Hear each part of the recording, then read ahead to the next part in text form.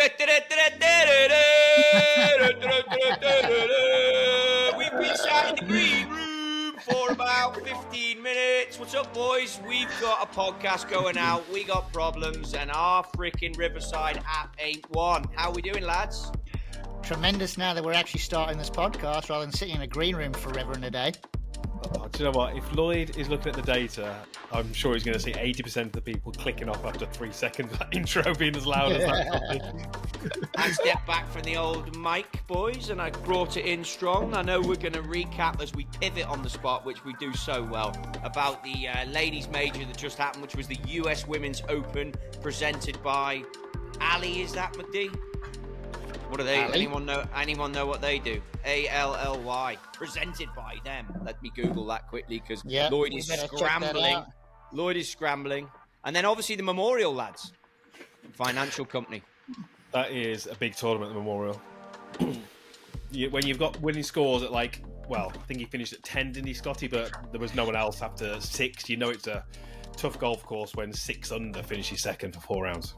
Yeah. So all I can tell you about the Memorial is Jack doesn't like trucks. So when you go there in a tour truck, the thing is parked miles away.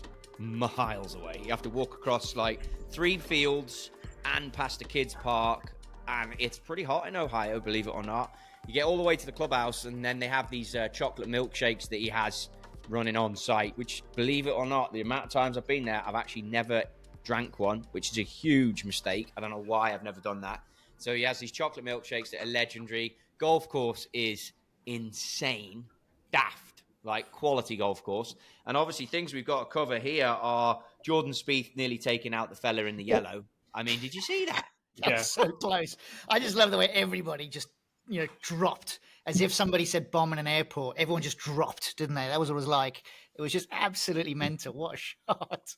But do you know what? I if I'm at a golf tournament, I don't care whether it's Jack in his pomp or Tiger in his pomp. I am not standing there in line when he's got a long iron out of thick rough. I don't care who you are. I am not standing anywhere near that.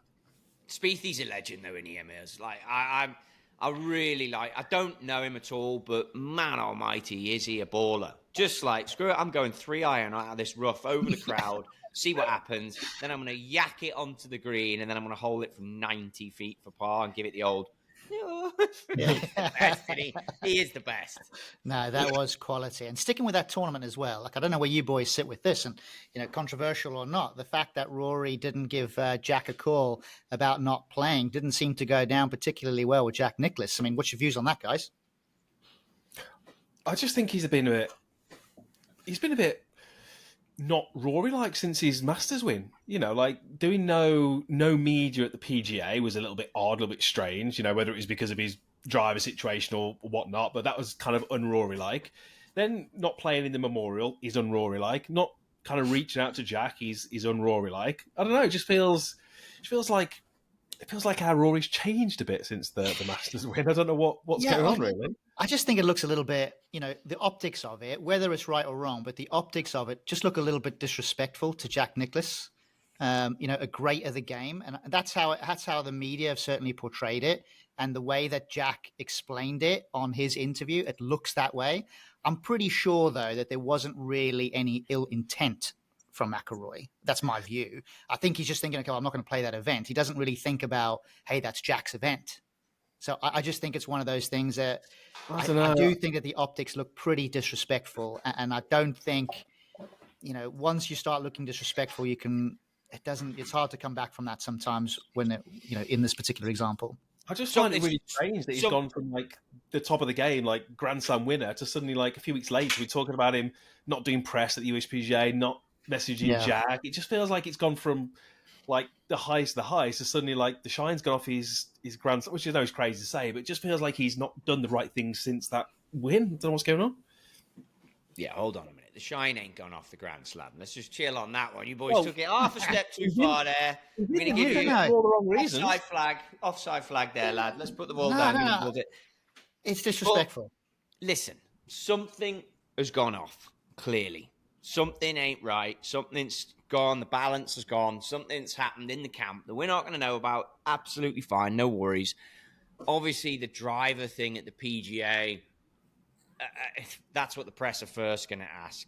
then they're going to be like, can you give us a reply to Jack? Because they all just want the drama. But guess what? We all live now in this social media world, and you got to come up with some fandango title to get people to click onto this thing. We're all talking about it. It's like, really? I don't know. I mean, but Jack's a legend. I mean, I don't think I would have the minerals to pull out of Jack Nicklaus's event, to be honest. Not without telling him. I think if you're number 2 in the world and you've played the event a shed load, it does seem like you would give him a quick call and say, hey, look, Jack, my schedule's changing this year. I just thought I'd give you a heads up and just tell you that I can't play this year. And I'm pretty sure Jack Nicklaus will go, yeah, look, I get it. No problem at all. Yeah. You do what you got to do. You know, player to player. Drop him an email, jack.nicholas@hotmail.com, and just say, hey, you know, I'm struggling for whatever reason. I tell you what, I threw a Hotmail address out the other day, and someone was looking at me like, "What are we doing that for?" Like, and I'm like, "What do you mean? It's an email. It's a Hotmail." And I was like, "Yeah, man." Oh, and it's an OG. It's a .com as well. I'm like, "Yeah, it still runs like a champ." One thing before I think we get our guest back into the show here, by the way, is Jack Nicklaus fact for you from in terms of my own eyes. I was very lucky to walk the par 3 course during the Masters one year, and Jack was playing with Gary Player, and I saw Jack Nicklaus make a hole-in-one with my own 2 eyes. That was quite cool. I quite enjoyed that little moment. Wow. That's pretty good. That was pretty cool. That was pretty epic, yeah. I always say on these things that the guests should just come rolling in. So I do want you to know, Phil, that we're just keeping going. We're not. So all the pleasantries we can save till the end. So to put you straight onto speed as to where we're at, we've covered the memorial. We've covered how much of a baller Scottie Scheffler is, which congratulations, by the way. Another win for you. For people that don't know Phil Kenyon, he is currently one of the top coaches that is current and active in the world, without doubt. Phil Kenyon is the putting coach. He's holding the Grand Slam. He's completed that with all his major wins, which I saw out there. He cannot work the internet, so we might lose him throughout this podcast several times. But he's the man, and I've happened to know him forever. So thank you so much for coming on. But a first question here for you, Phil. Jack Nicklaus's comments that he made, it's a tricky one. I was about to ask the boys, but you can deal with it. Jack Nicklaus's comments he made about Scottie Scheffler, and then the players following him, and he's like, yeah, just my man Scottie's just not intimidated by that. I thought that was pretty ruthless. I've not seen those comments. Oh, look at Phil. Political, very political. I mean, I spoke with Jack this morning. You know, he wants some feedback on his course, but he didn't mention anything. I've not seen his comments, but in essence, what did he say? That Scottie was in a league of his own? Pretty much, yeah. And obviously, we're trying to figure out, and look, I'm not trying to give you the clickbait, but we're trying to figure out if it's because Rory obviously withdrew. That, I think, upset him a little bit, as it would. I mean, you're withdrawing from Jack Nicklaus's tournament. It carries a lot of weight to it. You're Rory McIlroy. Who knows the saga that's going on there? And even if we do, we're even going to allude to it in here. Who knows? But the bottom line is, there's just ways to go about business. And I think Jack, a little bit of a knockback at Rory, maybe. I don't know. Did you watch the golf? Bits of it. Yeah, I saw quite a bit of him on Sunday. I thought Ben had a good go at it, really. I mean, it's a brutally tough golf course, as you can tell by the scoring. No margin for error. And I thought Ben made a pretty good run at it, really. I mean, that eagle that he made to get within a couple, and anything can happen. To be within a couple with 3 holes to play, I think he started 2 behind. So to still be 2 behind with 3 holes to play, he's in with a shout at the golf tournament. Unfortunately for him, you know, he was playing Scottie, who knows how to close out a golf tournament. But I think that's a slight against the field. You know, just if you'd have had bigger names up there, would they have performed as well? It's tough to say on that golf course. I think, you know, Ben did an unbelievable job yesterday and gave himself a chance to win on probably the toughest venue they'll play all year. I think last year, outside of the majors, it was statistically the toughest. So, yeah. But, I mean, Jack's Jack. He's entitled to his opinion. Well, it's quite interesting to see what he actually said. So he said in the interview that he had asked Scottie Scheffler whether he watches the leaderboard as he goes around the course, and Scheffler said yes. And Jack Nicklaus said, yeah, I did the same thing too, because I want to know who I need to beat. and his comments or his viewpoint was basically saying who are the guys that are likely to fold under pressure and who are the guys that are likely to step up under pressure, because then he knows who he's got to try and beat. And it was essentially saying it that way. Very complimentary, obviously, of Scheffler's game. But yeah, could be perceived to be a bit of a slight against some of the other guys on the top of the leaderboard, i.e. maybe McIlroy not playing. I mean, Jack probably had less guys to beat. I think there was a wider golfing standard. So he may have looked at that. I don't honestly think, and I can't speak for Scottie, I don't honestly think he's going to look across at Ben Griffin or whoever it is and think, I don't have to, be focused on my job here. He's going to expect whatever, he's going to be expecting that, they're going to play the best golf coming in, and he's focused on playing his game. So I think he's looking at leaderboards, but the strength in depth on the PGA Tour is phenomenal. I think it's underappreciated how good some of these guys are. I mean, I know Ben Griffin. I actually taught him before he packed the game up. He came for a lesson at Sea Island, and he took some time out of the game. It's well documented. So, he spent years playing at a lower level. The professional game is so competitive. At every level, it's unbelievably competitive, and when you're playing in these elevated events, I think it's any one of those guys in that field on that week have the capability, if they're playing well, have the capability of winning that tournament. So, and I thought Ben did a great job. I do think, there's a few guys who are in the league of their own. Well, that's not a detriment to the standard of the general depth of the field. So listen, mate, talking leagues of their own, right? To be fair to you, you're in a league of your own here. And I meant what I said at the top when you joined it. It wasn't the top because you were late and you couldn't figure out the internet. But I meant what I said in the sense that current day, people need to understand you're like en route to going down as an icon teacher. You really are, mate. I know you smile about it, and I know you're more humble and you're modest about it, which is great. You've mentioned relationships. You spoke great about Ben Griffin. What do you think it is that's got you this element of success that you're now able to layer on? You're very niche. We know that. But what is giving you this constant workflow? And you clearly must be living golf. I mean, you've watched the back nine there, Memorial. You've watched some of the tournament. You go everywhere. You're constantly on an aeroplane. There's a lot gone into this success. Tell us a bit about what you think the fundamentals are of success. I mean, I've been asked that a few times. It's a really hard thing for I think anyone to, kind of highlight why they think that, or why they are successful, or had the success that they've had. I think it's very subjective when you coming from yourself. I also feel uncomfortable being that kind of introspective, but I don't know. I mean, I think one thing is it's a culmination of things potentially. Like as a coach, you've got to have an appropriate level of knowledge for the player that you're working with. If your information is not very good, you can't help people get better. I mean, that's a simple thing. I think also an undervalued part of tour coaching is the coaching aspect of it, not just the teaching. Because anyone can give, someone could come for a lesson for 1 hour, 2 hours, and you teach them. You're not getting a chance to coach them. But working on tour, you're building relationships with players and trying to help their performance and preparation at events. And that's more of a coaching role.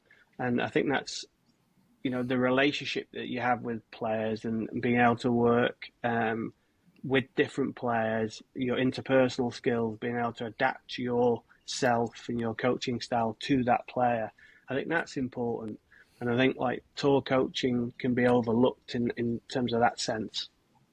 So I think you've got to tick a lot of boxes to have sustained success out on tour. You've obviously got to have that knowledge, be able to teach, but you also have to be able to coach. And you've got to have success, I think. And a lot of that can be dependent on the players that you're working with. So, but yeah, I just try and do my best. You know me, Scotty. Like I've been at this a while now. Love it. That's all I ever wanted to do when I packed in playing was teach at a high level and be around things that I wanted to be in myself, like playing. I would have loved to have played in a major. Now I get the opportunity to coach at a major, and fortunate to work with players who have the chance to win them. So I just kind of enjoy doing what I do. At some point I'll get tired of it. And I kind of been lucky to have had some success, and I think that breeds, the opportunities that you have to work with other players or do other things. To feel very fortunate to be in the position and hear things like you. I mean, it still makes me cringe a little bit when people say things like that. But well, you got to be going to bed thinking about the players, because you just called me Scotty instead of Trotty, twat. Did I? I've only known you 25 years, Phil. You call me what you want, big guy. If he saw you on the putting green, he'd know you weren't Scotty. Yeah, right. He walks past me. What would be worse if I called him Trotty? Now he would be upset. Yeah. So Phil, mate, hang on. I got a follow-up question here, Bubsy. I got many questions for my man, Phil Kenyon. Do you ever get a word in, Chris? Do you ever get a word in? No one gets a word the podcast. No, this thing is just for show. This mic. Nobody gets a word in this podcast unless they arrive late and they're a man of your caliber, Mr. Kenyon. Do I call you Scotty Kenyon? Call me what you want. You mentioned in there, coaching, right? Yeah. How do you get good at that, though? Because, look, I know tons of decent teachers. And to be fair, mate, it's the same in the fitting world. It's the same in the YouTube world. It's the same in all of it. There's something about personality and people and saying the right thing at the right time and handling the right situation. How does someone improve at that if they're listening to this podcast? The follow-up question is going to Chris Ryan, just so everyone's comfortable with that. Well, I think a lot of it is experience, isn't it? Being in those situations and learning how to read that situation. And that, the next question, well, how do you get that experience? And that can be very difficult.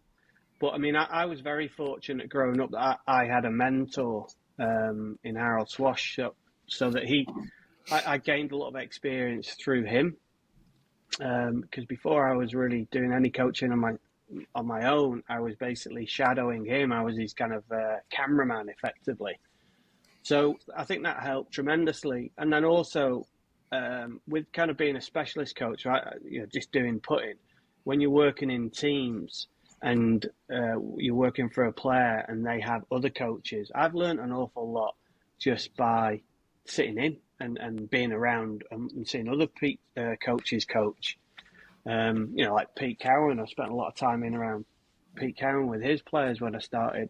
Like he worked with Henrik for years when I started with Henrik. So just seeing Pete deliver a lesson on the eve of a major, when someone's having a crisis, or at a Ryder Cup, that's a little different, isn't it? That scenario, and being able to kind of see how he goes about it, his energy and how he communicates and stuff like that. And I think those things are invaluable. And I've been very fortunate to get that opportunity of seeing other people teach, and you take little bits from them, don't you? And also just having a good network of coaches that are friends that I'll travel with, at dinner, you're having conversations about certain things, and you just kind of fully engage in that environment and talking, learning, experiencing. And I think it's those things that help you ultimately. Right, I'm gonna try and ask a really good question now, because Trotty's not going to let me ask another one for about 40 minutes, so we're going to go in here. So, Phil, I want to dive into a little bit of kind of your tournament week work with the player, because this always fascinated me about being a putting coach, because putting myself in my situation as a swing coach, if I'm working with a player and let's say we're trying to get a little bit of right to left out their ball flight, we're trying to work on trying to hit it a little bit more neutral. If we do work on the range and they start to produce the ball flight that I want them to produce, during a tournament, I could potentially walk that tournament. And if I see that ball flight starting a little bit right, having too much kind of curve in the air, as a coach, I kind of know what that player's doing. I know that they've reverted to, what their kind of go-to is. for you as a putting coach, surely the same thing is happening, that players during tournaments revert to type. But how do you know, looking on, whether they've misread it, whether they've not hit their start line, or whether they've just, raised it through the break a little bit? Because, we watch TV over here and we always hear the commentators say, oh, they pulled that, or they've really got no idea. So is it really just down to the player and saying, like, did you hit the putt you wanted to hit? Because surely then you're relying on the player really deeply knowing, did they hit their line? Did they hit the pace? Did they get their read? Yeah, I mean, that's a really good question, and I don't think I can answer that kind of thoroughly. I think that it's very difficult to be able to ascertain on the golf course what's happening, and I think partly that's why I'm in a job. It is difficult for players to really appreciate what's happening. So you're there a lot of the times at a tournament observing, and players will have patterns, and when you're there, you're kind of coaching them through those patterns. But hopefully through that process, you are able to instill some understanding for them of what a bad putt feels like. So what a push or pull feels like, or in a certain situation, what's the likelihood of that outcome. So ultimately, it's probability.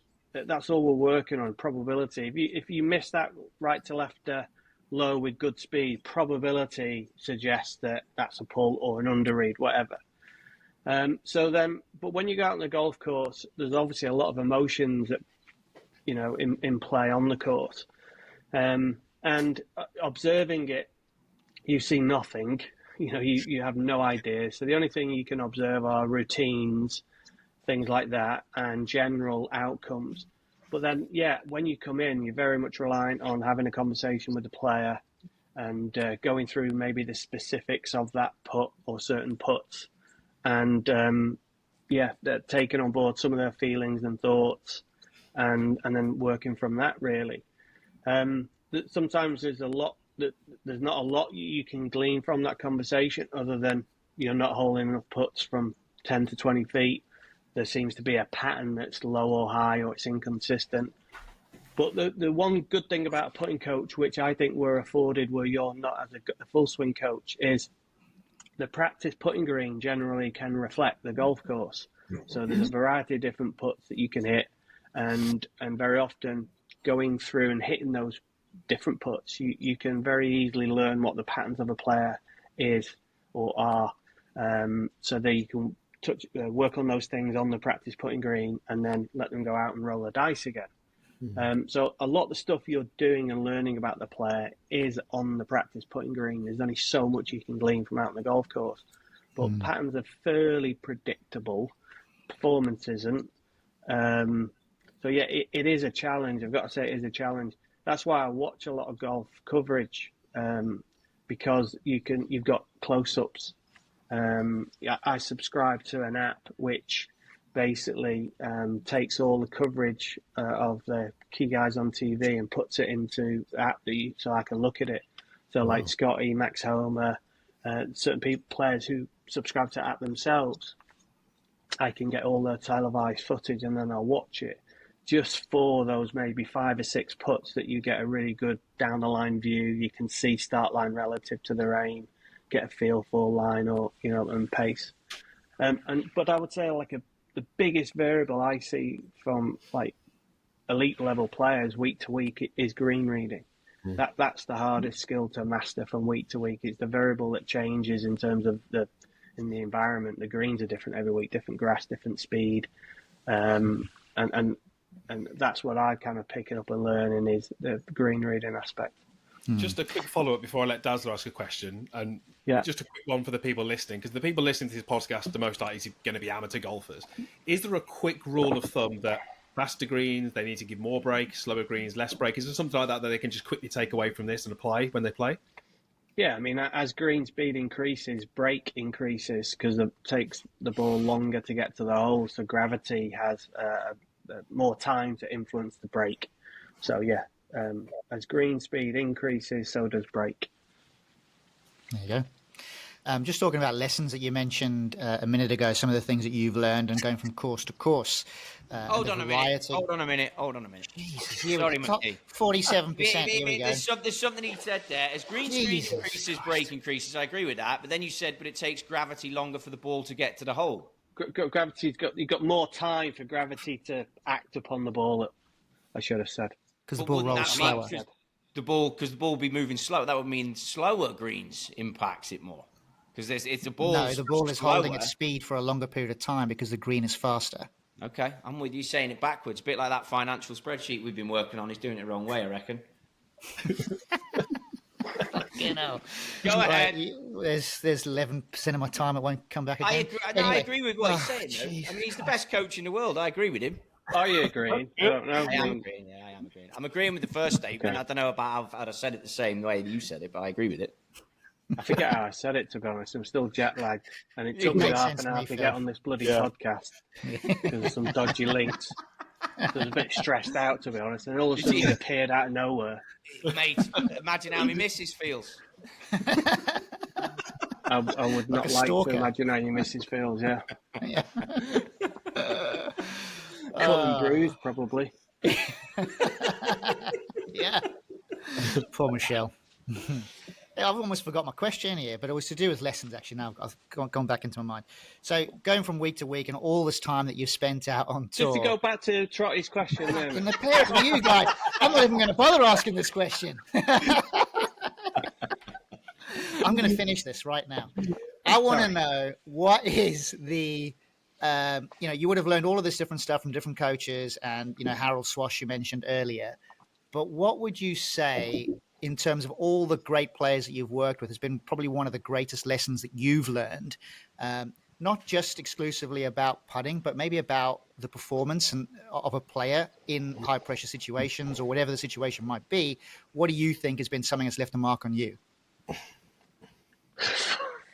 Great question. So you can't even answer. Now you won't even speak. I can't answer that question. I'd have to have a proper deep think about that. I mean, there's so much. I've learned so much from experience. I think, like, if I look at the coach I am now relative to what I was 20 years ago before I kind of started the journey of like traveling and working more out on tour, it's drastically different. It's hard to pinpoint one. You learn so much. I think that very early on when I got out on tour, coming across so many like different putters and good putters who did it differently, that was a big eye opener because I realised there wasn't just one way to do it, and I was probably brought up on like there's one way to do it. Harold had a method. His method was based around some very good principles, in terms of like the ball flight laws, very sound principles, but he had some very strong preferences how you would achieve it. Like you had to grip it one way, you had to stand one way, you had to have the hand position had to be a particular way. And then you get out and you're kind of working with different players and they all do it very differently and they're all very successful. And kind of realise, well, hang on a minute, there's more than one way to do it. And I would say probably over time, if I could put all the lessons together, that would be one thing that I would have learned from experience is a lot of different ways you can go about playing this game. And you got to, as a coach, you've got to find ways which are really suit the player, not just in terms of what they might be technically capable of or physiologically capable of, but just in how they view the game and how they've even learned the game in the past. So yeah, that would probably be the biggest learning experience I've had, which is a multitude of different lessons, I guess, over the years. Cool. With that in mind, then, how do you handle? And this podcast was always going to go down this route. How do you handle like the industry right now? I think they're third in market share. Zero torque, lie angle balance putters in the mixer. It's been coming for a while. I see you give it a little smile, but think about it, mate. You've gone through belly putters. You've gone through like the whole arm lock push. Now we're seeing a lot more sweepers, long putters. All this deal has got your aim point. You're involved and gone through that. You've got your own training aids that we've used. Don't cross your hands and get all defensive here. I'm not going to start harping on about this, but I'm just saying, like, where's your view on all these fads? If they're fads, I'm saying That's a strong word, isn't it? It's a tough one because I don't feel like. I mean, I saw that you'd put a video out the other day about talk, so I thought, well, I probably need to watch that and make sure I'm fully educated and up to speed on things. But no, I mean, use the term fad. There is it a fad? I think like time will tell. There have been fads, haven't there? You know, we had a square driver not so long ago, and there's these things that come and go. I don't think zero torque. Well, first of all, there's very few zero torque putters out there. Like the term zero torque is used very easily when some of these putters aren't zero torque. So there's a difference between something being lie angle balanced and having zero torque, but they kind of seemingly fall in the same category. I don't think they're going to be a fad. I think they're here to stay, but they're just the one or even two, lie angle balanced, zero torque, they're different. The two categories of putters within a range of putters. And I like that because as a fitter, it's nice to have different tools that you can fit with. Some players could probably benefit from zero torque. Some players could benefit from having the CG inside of the heel, so it's actually heel hang rather than toe hang. But it's individual. The one thing that kind of frustrates me about like golf marketing and sometimes how manufacturers approach things is it's not a one size fits all. Just alluded to that in terms of coaching. So, you know, it's just exactly the same with fitting. And also, when you're looking at the torque profiles of the putters, you're talking about very, very small levels of torque, which can easily be overridden by the golfer.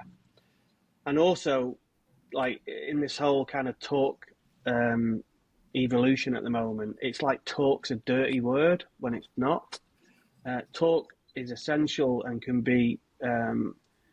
really help golfers. It can provide feedback to help them in terms of their proprioception and awareness of where the club is in time and space. And for good players, that's really important for them to feel where that club is, know where that club is, and then deliver the club as they intend. And because the torques are so small, like I say, they can be easily overridden. So I've actually already seen players who have taken steps back by using a zero torque putter. And over time, they start to lose that awareness of where the club is. And then, the strike's all over the face. They're not delivering the club face consistently. So, I don't think it's a fad. That would be not a very cool thing to say because I think they offer value for certain people. But it's just one of many, many different putters that are out there. And then again, I think it's from your experience and, your history, Trotty, how important is fitting? Well, fitting's very important, isn't it? And to have this wider range now from like toe hang to lie angle balanced is great because now we can really make sure we have a club that's going to help that player. But it's not a one size fits all. I mean, you talk there of different putter styles, and there was quite I guess you can call it famous change from Scottie into the Spider putter from what he was using before. And I was doing a little bit of research about Scottie. 2023, he was minus 0.31 strokes gained putting, which put him 162nd. You started working with him. He's now plus 0.35, which to some people is going to sound like small numbers, but it's huge in golf. He's now 27th. There was a putter change in there, which was, say, quite famous into the Spider. I don't know how much you can talk on this and how comfortable you feel talking about it, but 162nd putting to currently 27th. What have you done? I mean, I'm talking, if you felt comfortable talking technically, that'd be great. Or if you just want to talk about, have you just matched his pace to his lines better? It'd just be great to get an insight as to actually, what have you done with him to make that huge change? Well, I think the putter switch definitely helped him.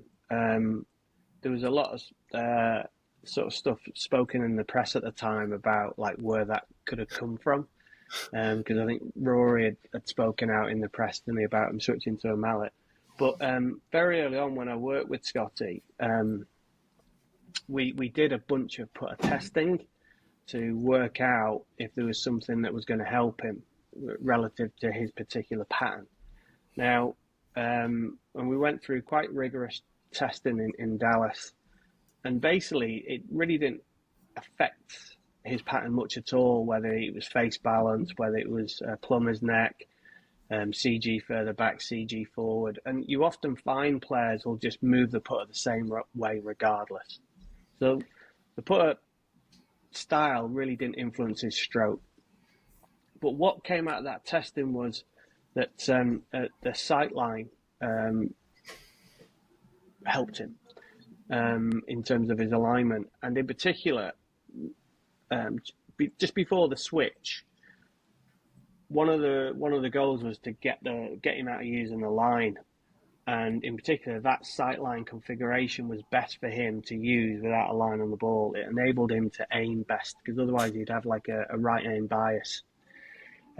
So there was a reason and rationale for that, and it was more around helping him aim without using a line on the ball. And the big thing, I think, at the time, which really helped him, was getting rid of the line of the ball helped him free up, become a little bit, less line locked, and be able to get his attention more into the target externally, narrow external, more into the kind of path the ball's taken and into the target. So it actually helped him become less technical and less, reliant on the line of the ball. And I think that was a big factor in which kind of helped him go on that run at the start. And then it's been a lot of little things, really. And he's an unbelievably gifted player. There's so many things he does really well with his putting. Like, he's an unbelievable green reader. But I think he was getting himself a little bit tied up in knots. And, Ted, who's a great green reader himself, they were getting involved. And I always prefer players to read greens themselves, got to have ownership over that read. So it was just helping him tap into some of the things he did really well and making him understand, actually, I do this really well. Let's kind of rely on this.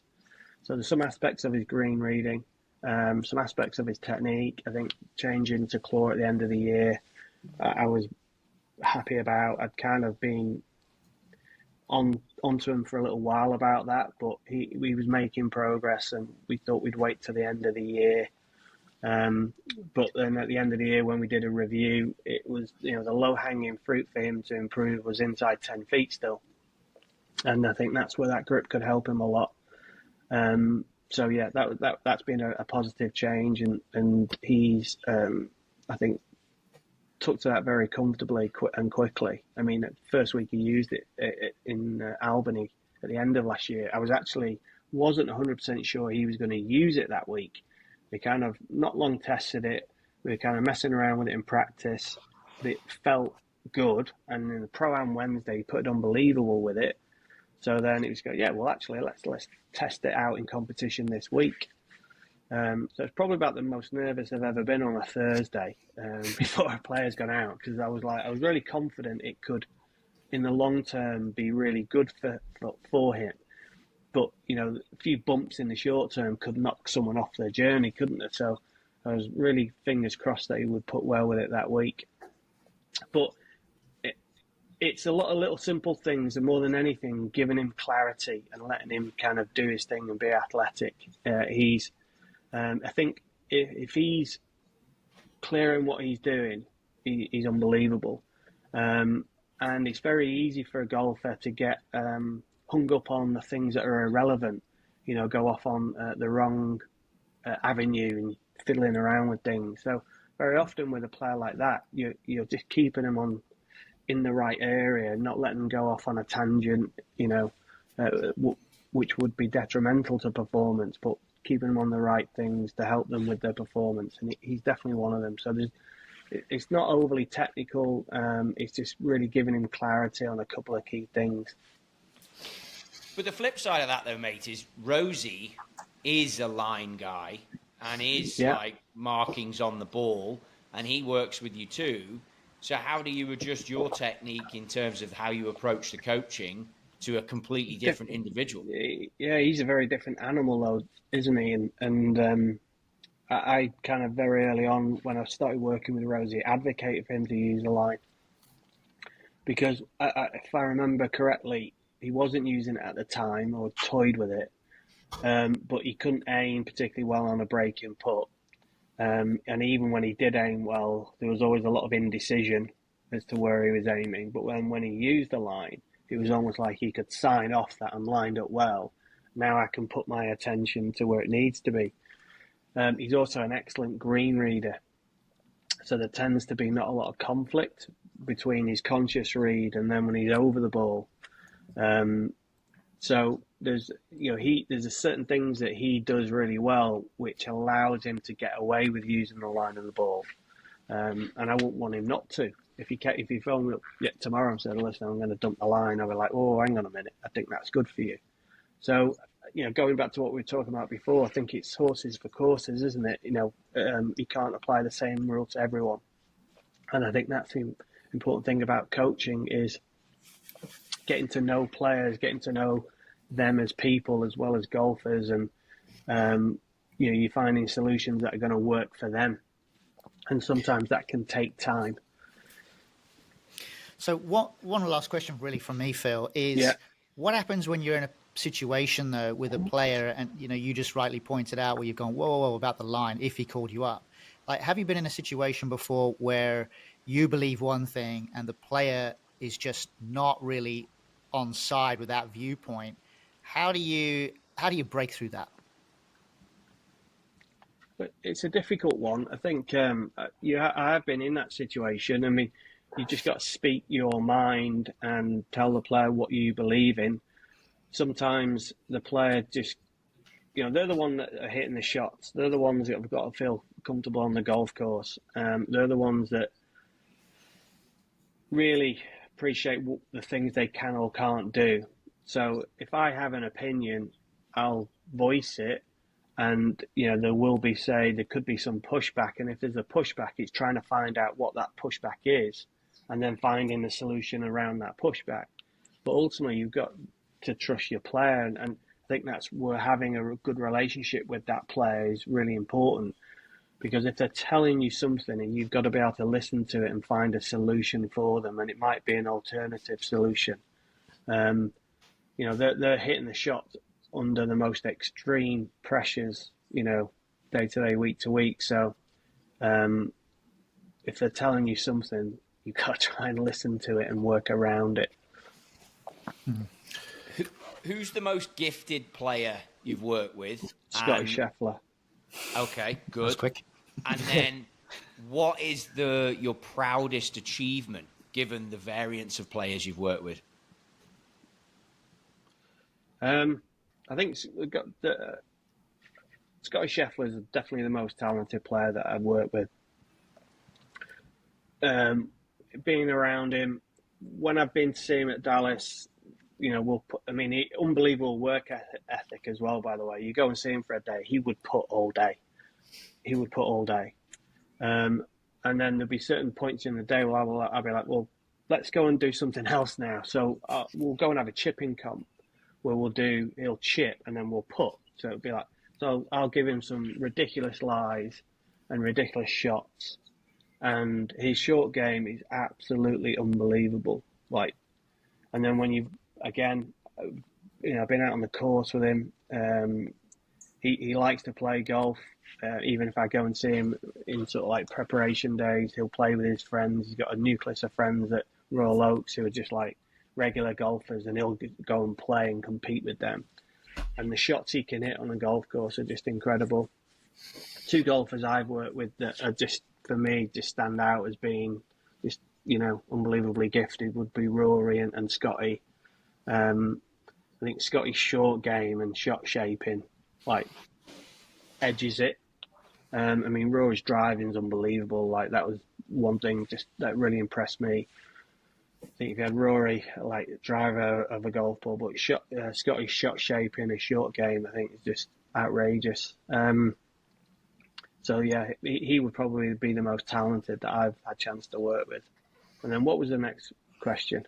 Just the thing that you're most proud of, because you've got such a wide range of players. Like, which one are you most proud of in terms of the victories or the accomplishments or the development? That's difficult, isn't it? It's a bit like children. Like, what's your favourite children, or child? I've got one. Who's your favourite podcast host? They're just they all bring so many different things. I think, like, there's moments which are like incredible. When as a kid growing up, like the Open was always a thing for me. And I'd like bunk off school on a Thursday morning, bacon butty, cup of tea, and you're there at 9 o'clock, BBC One. So and I always wanted to play in the Open. So I've been fortunate to have worked with some guys that have won the Open. So like being on the green when Francesco was waiting, thinking he might be in a playoff, and then he realises he's won, and I'm the person stood next to him, first person to congratulate him, and that was an amazing moment. Working with Henrik when he won at Troon, I'd worked with him for a number of years. That was amazing. There's things like that, little moments that stand out. I mean, I'm really proud of the work that I've done with Rosie, if I'm honest, because that's like a body of work. And when I first started working with him in 2016, Sean Foley was his coach at the time. And Sean sent me this email that he'd asked Mark Brodie to put together about how Rosie could get from where he is at the moment. And he was struggling with injuries at the time. I think he was about number 20 in the world. His game was kind of not in the best of shapes, but where he could go from where he was then to being number one. And Jason Day was number one in the world. So Mark had basically broken it down. Like, you can shave 0.1 off here, 0.2 off here. You're not going to get much from here. And then specifically, they'd highlighted his putting. And specifically, within 6 feet was one of the ranges. So I think he needed to improve like 0.4 shots per round to get to world number one. And then over a period of time, worked with him, and then he eventually, I think 2019, got to world number one. And when he got to world number one, all of that gain actually came from his putting. I think he was half a shot better, effectively. So I think, like, as a body of work to be involved with Justin, I mean, he had an unbelievable run. Like, I think his run to get into world number one, probably overlooked by many. He was so consistent. I mean, every week he was top 10, and then he had numerous wins worldwide. Won in WGCs, won in the PGA Tour, won FedEx. Unbelievable run of golf. So I think to be involved in that kind of experience, working with someone with a very like clear goal of this is where I want to get to, and then you're kind of part of that journey. And I think to get to world number one, there's a body of work involved in that, isn't there? I mean, you can't take anything away from anyone who's ever won a major, because that must be unbelievably difficult. But I think a body of work that goes into being world number one is something a little different. So I would feel incredibly proud about that part. But there are special moments when you're involved with winning majors. I mean, when Scottie won at Augusta, I was in, he wins, you get invited to the prize ceremony, you stood there on the green with all these green jackets, going through that, watching that, and then next minute you're in the butler cabin. Stuff you've seen on TV as a kid. So you're in the butler cabin, you're with his family, you get to watch his press conference on a TV in the butler cabin, you're getting served drinks and hors d'oeuvres, the chairman's in, next minute Scottie's in the butler cabin, and you sat there sat in his green jacket, like debriefing the day. I mean, and I walked out of there, the place is pitch black, and I'm walking across to get to the car park over the road, walking through, and I'm like, gee whiz, this is, something that you would never ever envisage being part of. So experiences like that definitely make it all worthwhile. It's a long road from just north of the Wirral to where you're at now, Phil. I know, yeah. Can't even get good internet these days. But, Mate, we keep saying here we got to wrap because we've got stuff to do, and I'm sure you have too. But with Ryder Cup coming, you've got players on both teams. How are you gonna manage that? Europe, come on. well, last year, was it last year? No, 2 years ago in Italy was the first time that I'd ever had players on both sides, which made it a little tricky. Yeah, it was a weird week, really. I mean, the players were great about it. Got a bit of stick off a few of the caddies and stuff like that. But you just try and do your job and be professional. But, come Thursday, it's you got your European cap on and scarf on, and that's it, I want you to put well today, but as long as you get beat. So on the Dope Stroke podcast, we have a tradition, and I think before we get into it with you, I just want to say personally, and I know I'm speaking for the other two here because I obviously do take 47% of the talking time. We've done the stats.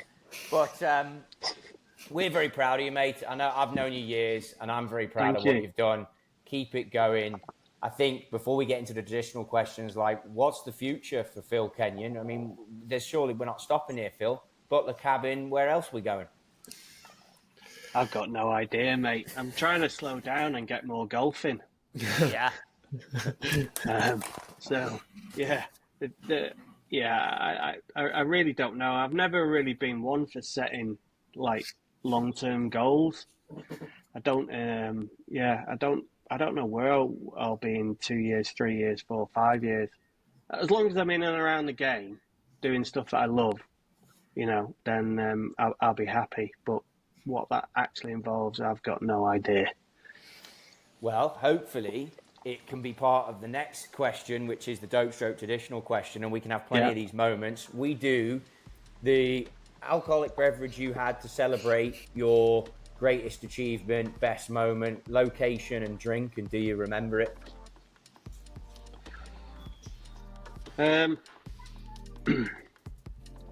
I don't think I've... The only thing I could remember there, like, related to alcohol would be, and this was pretty cool... Just to give you an idea, mate, it could be any beverage. I think I had Gareth Bale say, I don't even drink Diet Coke or Coke. Like when I got hole-in-one at Torrey Pines, I just had a glass of water. And I was like, hang on, you scored a bicey in the Champions League final. He's like, yeah, the hole-in-one was better. So it doesn't have to be alcohol-related. Let's just lay that out. Well, when Henrik won at Troon, I drank champagne out the Claret Jug. Oh, there you go. That's straight in. Going big. Mike dropper. Yeah, what a way to end it. Have that, boys. Yeah. He might not have any internet, but he's got Claret Jug. That's the same thing. That's the same thing you did, though, Troy, when you won the Midland Masters, wasn't it? Damn right. Champion's had the trophy. Put some cider in the Midland Masters Championship. That might be the last time anyone kisses the Claret Jug when they win. Well, some of the stories I've heard about the Claret Jug, I'm not sure you want to drink out of it. Phil, you're a legend, mate. And thanks, Phil. listen, we wish you luck for everything. Thank you so much for coming on, and we'll make sure Lloyd bleeps out the start of your intro. Cheers, fellas. Yeah, thanks.